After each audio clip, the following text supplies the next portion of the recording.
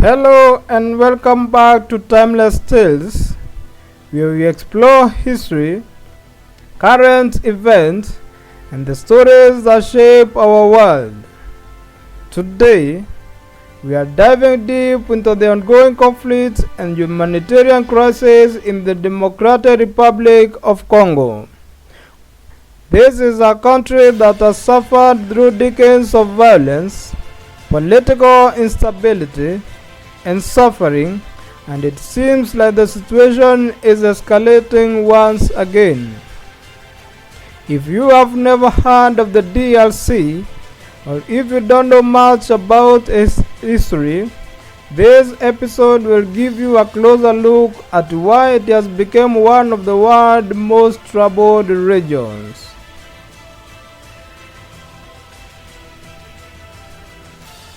In December 2023, the DRC held elections which were marred by violence and controversy. While elections are supposed to be a time for peaceful transition of power, in the DRC, they have often served as a trigger for more conflict. The result of the election sparked protests, and it was not long before armed clashes erupted, particularly in the eastern regions of the country.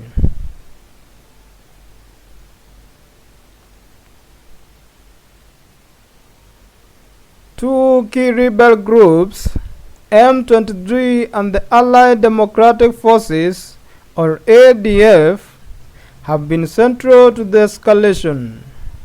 M23, a predominantly Tutsi rebel faction, has been active in the region for years. The group is linked to Rwanda and Uganda, and it has made significant strides in controlling key territories. On the other hand, the ADF is an extremist militia aligned with ISIS, making it an even more dangerous and unpredictable threat.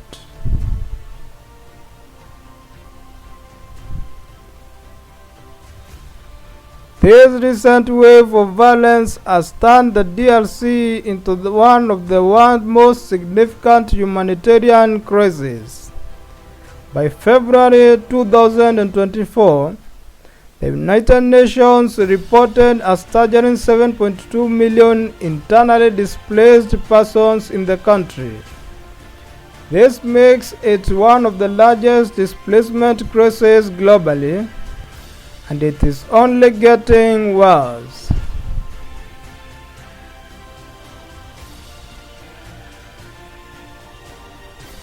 To truly understand the crisis in the DRC, we need to take a step back and look at the history of the region.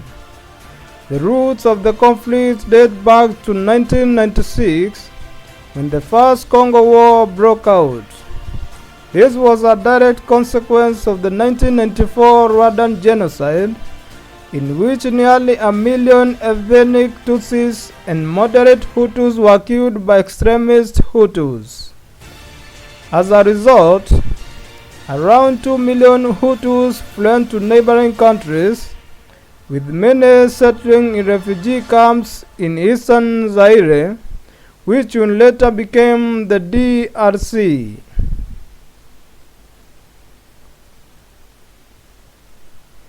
Among these refugees were extremist Hutus militias that began forming armed groups, which led to clashes with Tutsi communities in the region.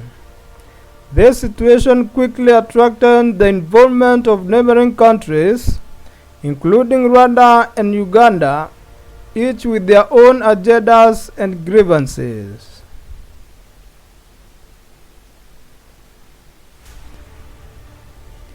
In 1997, the Tutsi-led Rwandan Patriotic Front, or RPF, overthrew Mobutu Sese Seko, the longtime dictator of Zaire, with the help of Uganda.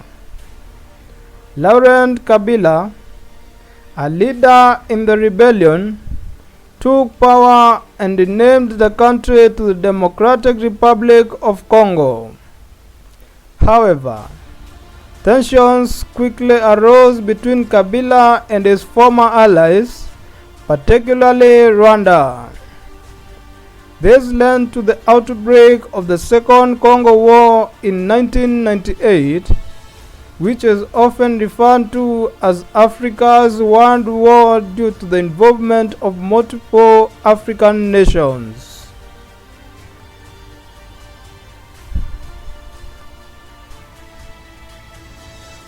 While the war officially ended with peace agreement in 2002, violence has persisted in the eastern regions of the DRC.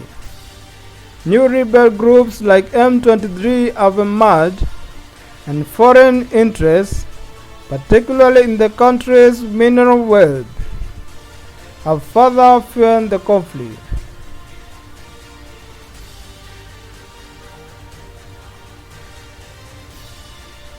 Fast forward to 2019, Felix Tshisekedi became the president of the DRC after winning the disputed elections.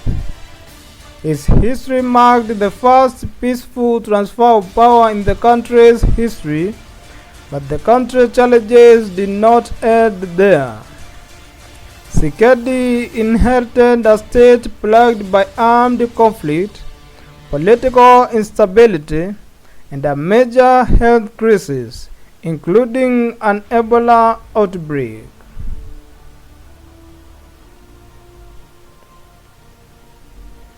One of the driving forces behind the conflict in the DRC has been the country's vast natural resources, including the cobalt, copper, and rare earth metals. These minerals are essential for modern technology, especially for the production of electric vehicles and smartphones. Control over these resources are led to intense competition, not only among armed groups within the country, but also from foreign powers.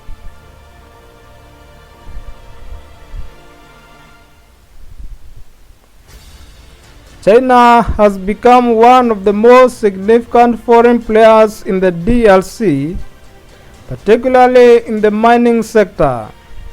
Chinese companies now dominate cobalt, uranium, and copper mining operations. The Chinese government has also supplied the Congolese military with drones and weapons to help fight against rebel groups like M23. This involvement has been controversial, with allegations of corruption and human rights abuses, including child labor in the mines.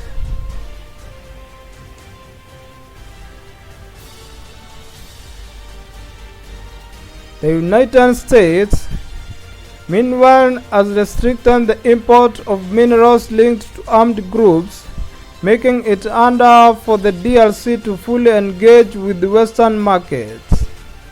Despite this, the global demand for Congolese minerals continues to drive foreign interests, further complicating the situation.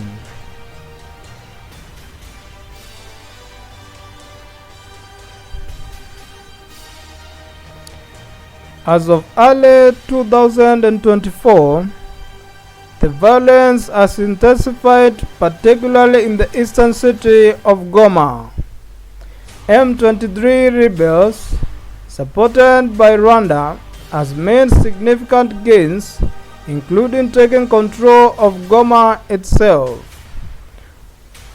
For those who don't know, Goma is the largest city in eastern DRC and a major hub for both business and humanitarian aid.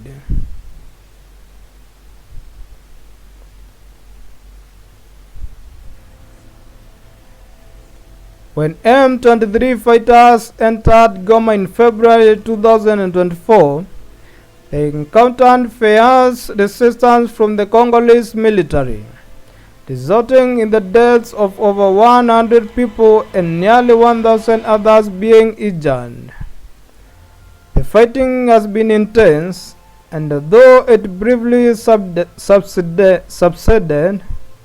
there are still pockets of violence across the city. Even as the situation calms in some regions, there are reports of ongoing tensions in the neighborhoods like Atoyi and Mabanga.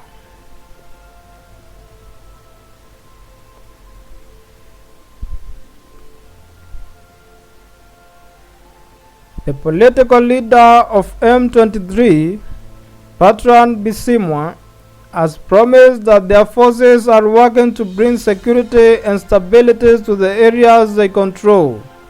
But for the people of Goma, this so-called stability feels more like an occupation. The presence of M23 fighters and Rwandan troops in the key areas, including the airport and the city center, has created an atmosphere of fear and uncertainty.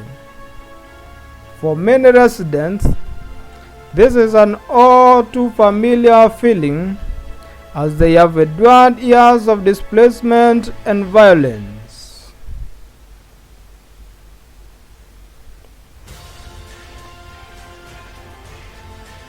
But Goma is not the only city at risk. Security and diplomatic sources suggest that M23 could advance towards Bukavu, the capital of South Kivu, if a ceasefire is not reached soon. The implications of such an advance could be catastrophic, further destabilizing the region, leading to even more displacement.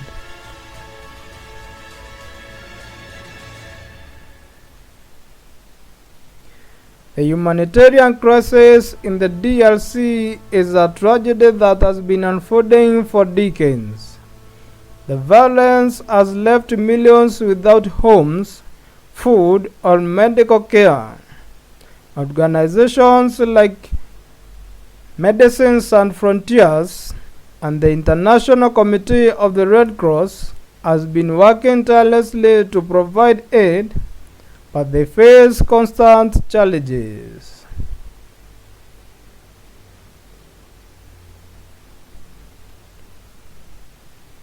In Goma, for example, Kisero Hospital, which is run by Doctors Without Borders, has been overwhelmed with casualties from the fighting.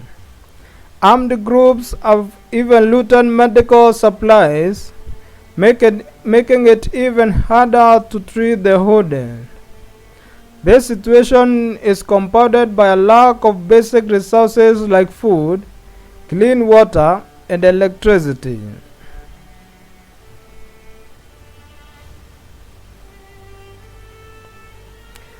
The World Food Program has warned that if the violence continues, food supply chains to the city could be disrupted, worsening the already dire situation.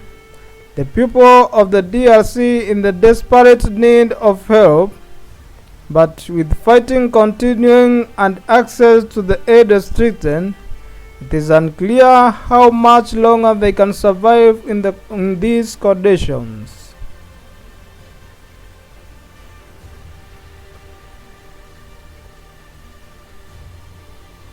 One of the most complicated aspects of the current crisis is the involvement of Rwanda. Rwanda has been accused of supporting the M23 rebel group, though the Rwandan government has denied these claims. They argue that they are merely defending themselves against Congolese militias. However, the evidence of Rwanda forces operating in Goma and elsewhere in the eastern DRC is difficult to ignore.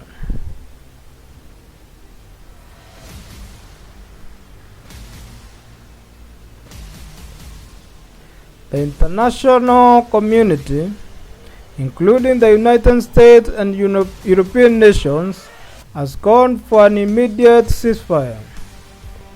The UN has also urged Rwanda to stop supporting M23, but so far, these calls have not led to meaningful change. Rwandan President Paul Kagame has expressed the need to address the root causes of the conflict, which he believes lies in the treatment of Tutsis in the DRC. However, this view is highly contested, and many see it as an excuse for Rwanda to continue militia involvement in DRC. The situation remains tense, with the potential for the violence to spread across the Great Lakes region, much like the multi-country war that ravaged the area in the late 1990s and the early 2000s. Diplomatic solutions have been proposed, such as possible compromise with the M23, withdrawing from Goma, and an African peacekeeping force temporarily taking control of the city. But the road to peace seems far off, and the people of the DRC continue to suffer.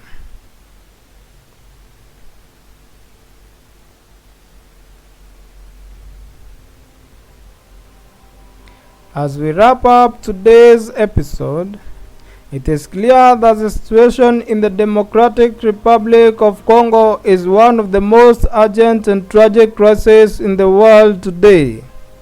From the historical roots of the conflict to the political and foreign influences that have shaped the current situation, the DRC story is one of suffering, survival, and a desperate need for change. The people of the DRC have endured so much, and yet they continue to fight for peace and stability. As global citizens, we must raise awareness about their plight and push for international effort to bring an end to the violence and address the humanitarian needs. Thank you for tuning into Timeless Tales. I hope this episode has helped shed some light on the complex situation in the Democratic Republic of Congo. Stay informed, stay compassionate, and always keep listening for more stories that matter.